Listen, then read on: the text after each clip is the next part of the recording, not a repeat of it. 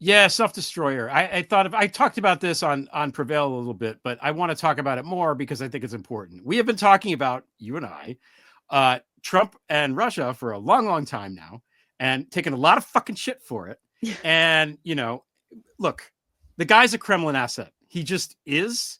And I think the sooner that everybody out there, all the muggles kind of clue into this, the better. Look, there's this guy, Dugan, Alexander Dugan, excuse me. I got Tate and Dugan mixed up Oh there. God. Okay. And he wrote this. This is in this book about geopolitics that Putin has read a bunch of times and likes.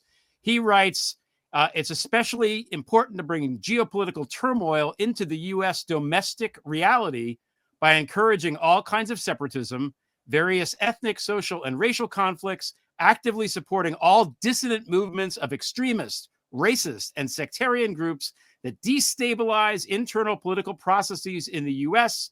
At the same time, it makes sense to support isolationist tendencies in U.S. politics, the theses of those often right-wing Republican circles that believe the U.S. should confine itself to its domestic problems.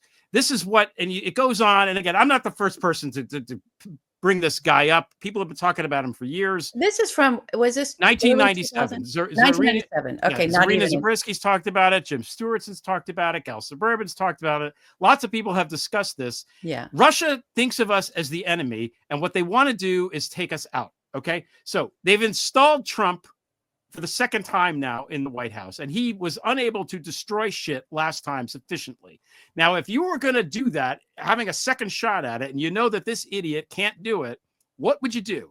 You take a guy who can, who's really good at destroying things, who's really good at organizing the detonation of the country, and you give him super duper powers to do whatever the fuck he wants and make him in charge of everything, and then turn him loose so he can, quote, put the country through a wood chipper. That's what you would do.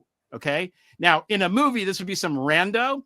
The person that they've chosen happens to be a very famous rich guy who is also a weirdo and has all this stuff. But that's what Elon Musk is right now. And I think that's the way that everybody needs to look at him. He has the skill set to destroy the country. And he goes in there in the first cabinet meeting wearing a baseball cap and a t-shirt. And all of those people sat there on their keisters. Not one of them had the heart to stand up and say to him, "Why are you dressed like this?" Which, Marjorie Taylor Greene's fuck buddy said it to Zelensky today in the Oval Office. But God forbid anybody should say it to Elon, because he owns them all.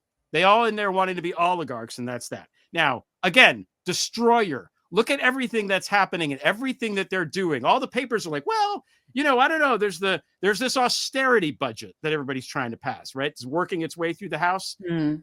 That exists to hurt people and destroy the economy. That's the only reason it exists. Also to help them tax cuts, but mostly it's to ruin the economy. We have a measles epidemic in Texas. Measles, a disease that was eradicated 100 fucking years ago because RFK's brainworm thought it was a good idea, because RFK's brainworm is a Russian-speaking brainworm.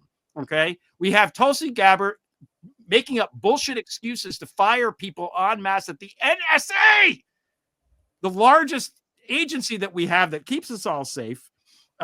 We have Pete Hegseth, who's this OnlyFans guy, just telling Cyber Command, hey, when it comes to Russia, just stand down. Just let them do whatever they want to our internal systems. And then you have J.D. Vance in Munich pissing off all the Europeans. Isolationists, like Dugan said. Add that all up, and what do you have? What do you have?